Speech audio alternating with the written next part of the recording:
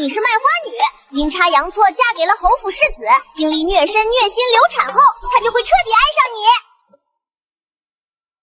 可我是男的。好的，你是卖花郎，阴差阳错嫁给了侯府世子，经历虐身、虐心、流产。怎么流？你倒是教教我，男人要怎么流产？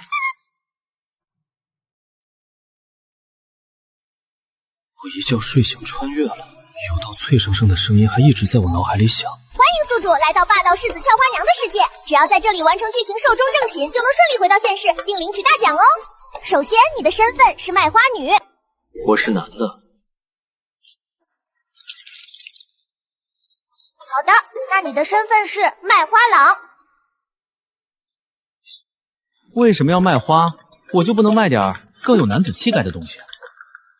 鸟的脑袋怎么会开花？因为你的设定是柔弱纯善的良家子，卖花更能凸显这个气质。我的这个是为了配你。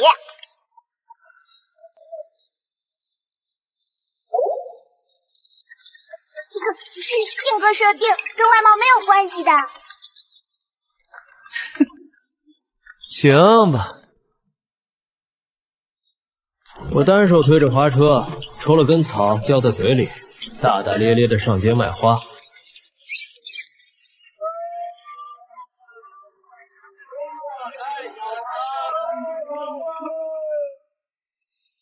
我逮到一个卖点，不好就直接亮拳头攻击，路过条腿，还得吃根狗尾巴草，才能再起。于是不到1个时辰，我就直接收了他。唉，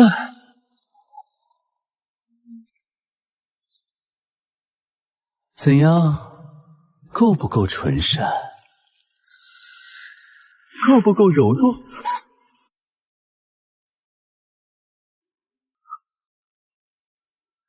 那个宿主不要急，我们可以改一下设定的，改成外表粗暴鲁莽，其实内心温柔细腻的，怎么样？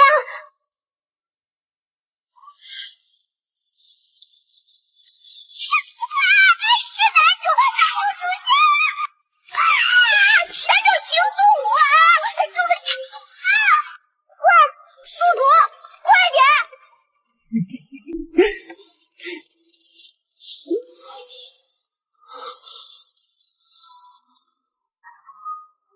快，宿主！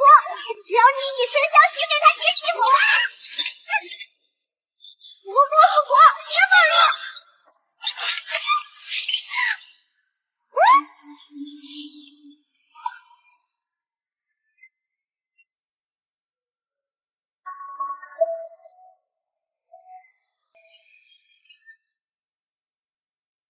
你在干什么？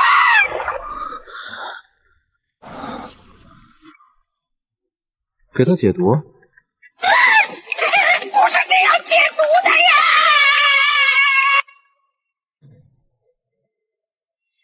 给男主洗了个冷水澡后，给他送到了最近的一家医馆。毕竟他要是真以这副纯情荡荡的模样死在路边，那就太有碍市容了。男主，我的男主。期间，系统还妄图洗脑我给他献身。谢谢啊，虽然我能接受同性，但是半死不协的家伙，实在是让人提不起兴趣。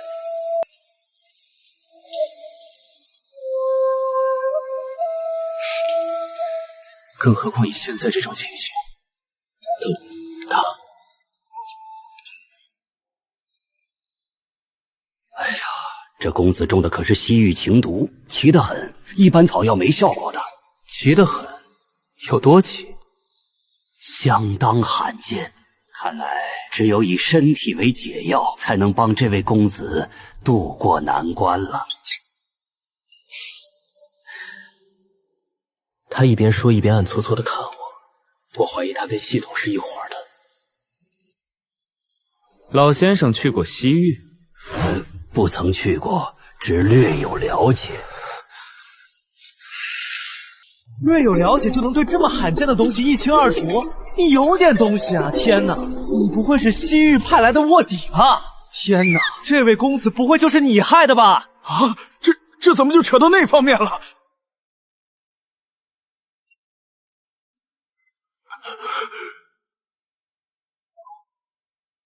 宿主，你要去哪儿？男主还躺在这儿呢。我要报官。我觉得你这个医馆有问题。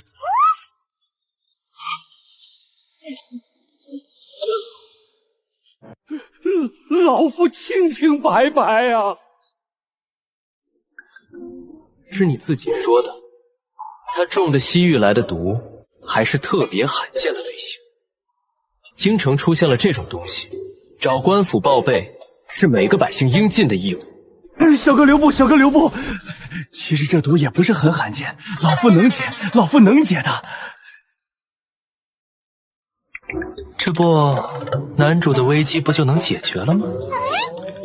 料理完男主，我正往我那四面漏风的破草屋赶，系统却在我耳边叽叽喳喳，叨叨个不停，不遗余力的蛊惑我。宿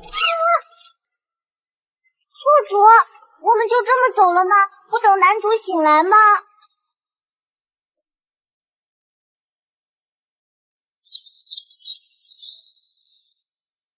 其实等他醒来，我们就可以告诉他，救命之恩要以身相许的，这样你就可以嫁给他。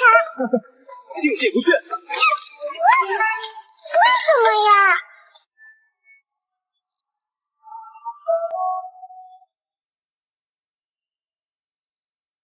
书中世界里，你跟男主是注定要在一起的。虽然一开始他会讨厌你，觉得你是贪图富贵之人。虽然期间你会被虐身虐心加流产，但是只要时间久了，他就会被感化，和你先婚后爱，然后一生一世一双人。现在这种剧本很流行的。如何呢，宿主？你就顺着剧本走嘛。男主可是侯府世子，有权有钱，朝廷新贵，而且超帅的，又高又大，身材一流，性格也很好，多优质呀！哪怕你是男人，也不吃亏的。侯府世子？对啊，对啊。家里有爵位要继承？是。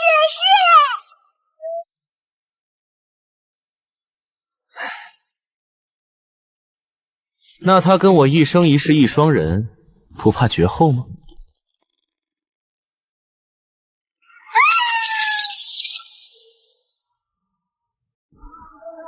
宿主，你为什么要卖房子啊？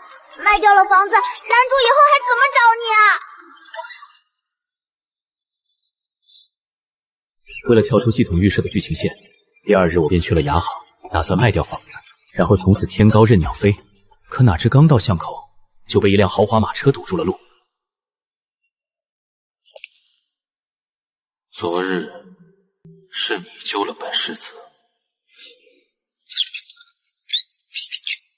嘿，褪去了一点纯情，原来这小子长得还真不错，比我高，还比我帅。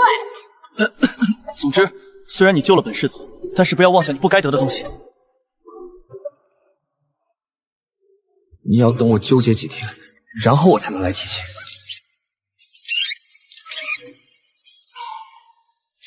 不用，给点钱，一次性买断就行。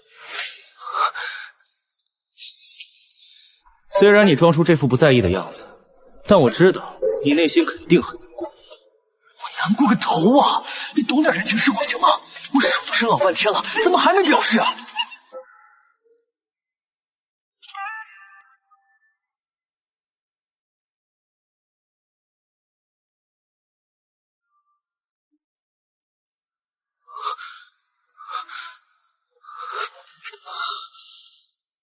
他果然有些手段。男人，记住本世子的名字，本世子叫顾长萧。男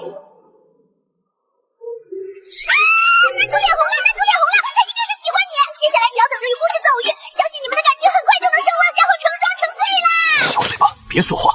小气鬼1分钱感谢费都没给，我正窝着火呢。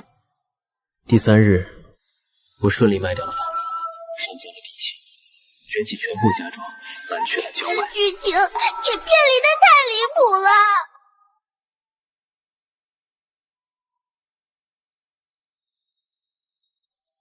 本以为远离了京城，就摆脱了剧情设定。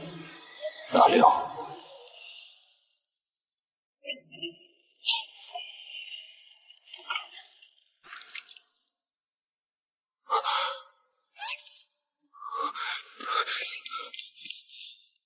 这是怎么回事？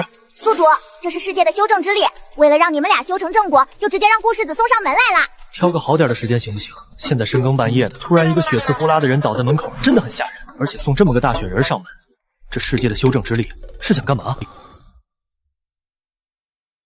他伤得好重，看着就很疼。当然是为了让你给他包扎伤口，照顾他的身体，然后在这个过程中日久生情啦。哇，安排超甜的，对不对？不对，说实话，小腥味太重了，我有点想吐。宿主，你就不想看看腹肌吗？能看吗？算了算了，有什么好看的？我自己也有。那胸肌也行，随便摸的。你把我当什么人了？这种情况就应该尽快找大夫。顾世子是被仇家追杀了，找大夫很危险的，万一被追杀他的人发现……对啊，万一被他的仇家发现，那就糟了。宿主终于听进去我说的话了。这种情况下就应该报官，免得拖累咱们。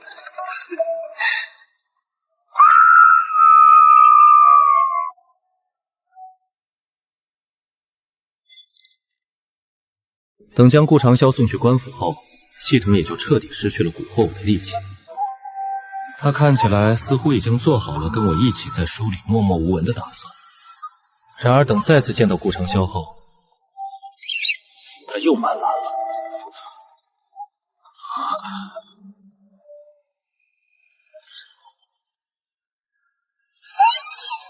是男主，男主他又来了，我的剧情还有希望。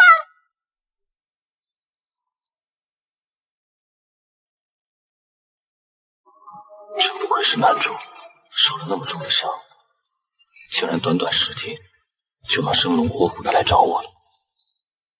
没想到又是你救了我，谢谢啊。这次他看起来正常不少，所以我也愿意跟他好好说话。不客气，发现可疑情况就及时报官，是每个人应尽的义务。没错，当时情况很危急，没想到你如此聪慧，果然与众不同。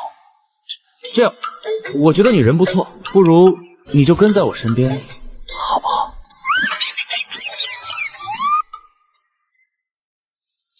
成啊，那每月几刀钱？有休假吗？包吃住吗？你怎么这么庸俗，满脑子都是钱？不然呢？不是你们的男主都这样吗？净说些何不食肉犒的。我一个小老百姓不问钱财，难道跟他谈理想吗？这种时候就是要谈理想才能拉近关系啊！宿主，你行行好，珍惜这次机会，好好跟他谈谈，行吗？要谈这个是吧？行啊。世子爷是当官的吧？给朝廷效力的？当然，本世子可是。那为什么天底下还有我这种小老百姓，吃不饱穿不暖？你们一天天的上朝都上了些啥？今年收成怎么样？赋税税率合理吗？收上来多少了？下面的人有没有暴力执法呀？那个，等一下，我是礼部的，你刚刚说的那些是户部的活。哦，怪不得，原来是管祭祀和礼仪的。可礼部怎么了？领部也不是你逃避的借口啊！苍流时才能知礼节，你根本就是尸位素餐，不管民间疾苦，还堂堂君子呢？你做到每日三小无身了吗？你做到先天下之忧而忧了吗？你没有，你还在这里跟我一介平民斤斤计较薪酬。不是这样的。那是怎样的？你一个上位者来的这一路上，你关心过百姓的地里都种了啥吗？你说，我。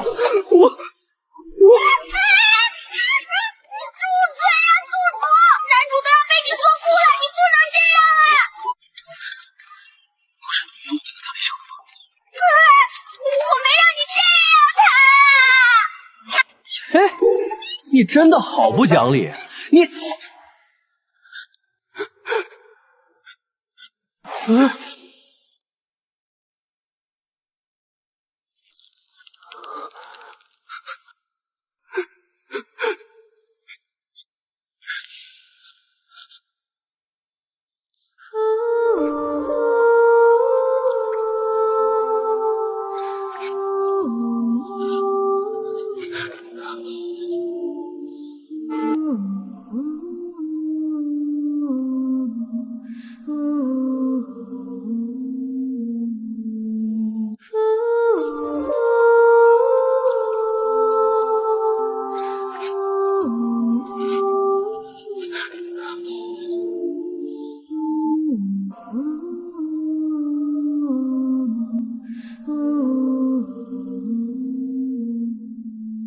礼部管不了那么多，会被御史台参僭越的。是不是也觉得我不应该待在里面虚度光阴？啊？其实我也不喜欢礼部，我最向往的一直是兵部，但是父亲却说现在国泰民安，当兵的没前途。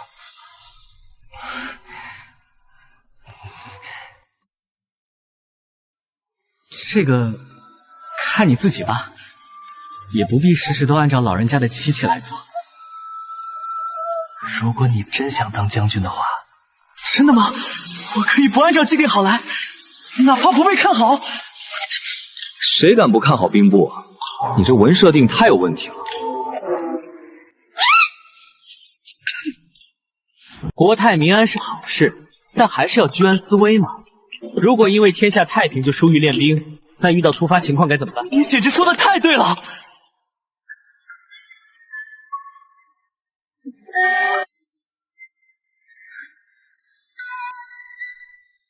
抱歉，之前总是凶你。其实我一直都觉得你挺好的，真的。但我还不能很好的控制情绪，也不知道你喜欢什么样的，有些时候就很容易失控。原来如此，怪不得一会儿支棱一会儿软的。可我会改的。你觉得我可以做好一个军人吗？可以的，可以的，你干啥都会成功。拜托，你可是男主，有光环加成的。谢谢你的提点，听君一席话，胜读10年书。我这就回家找父亲说清楚，哪怕从小兵做起也没关系。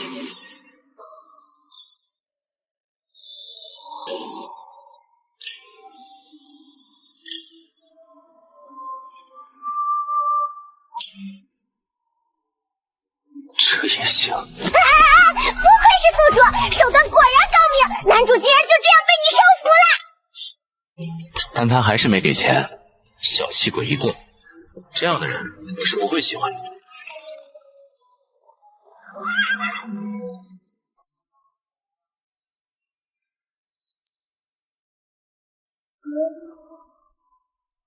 忘了问你叫什么名字？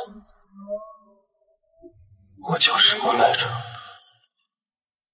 宿主，你有一个很纯善柔弱的名字，叫刘西西。我叫刘西西。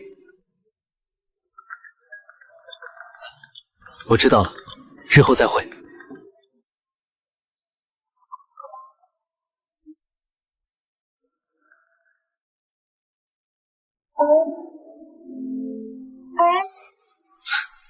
小气鬼，还是没给报酬。